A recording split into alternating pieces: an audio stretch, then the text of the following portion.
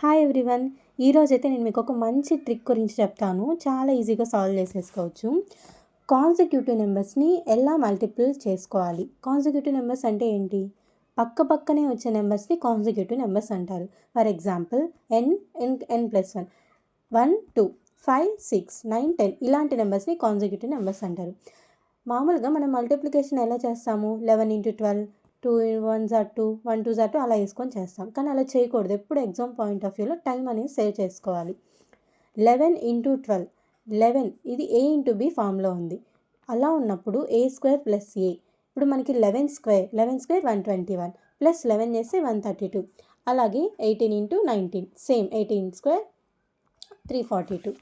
Then next coming to next part 36 × 37. ఇక్కడ మీరు చూస్తే a × b ఫామ్లో ఉంది. a² + a 36² + 36. 36² ఎలా క్యాలిక్యులేట్ చేస్తాము?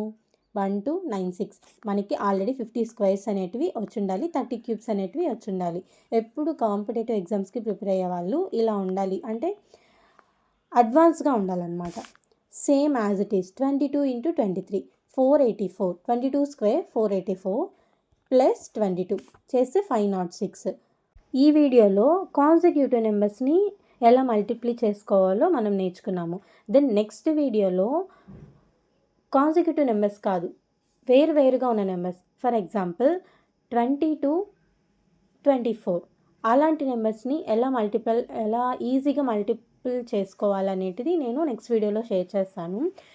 ఈ వీడియో మీకు నచ్చితే ఒక చిన్న లైక్ చేసుకొని ఛానల్ని సబ్స్క్రైబ్ చేసుకోండి. మీరు సబ్స్క్రైబ్ చేసుకుంటే నేను ఇంకా ఎంకరేజ్మెంట్ మరిన్ని వీడియోస్ అయితే చేయగలను.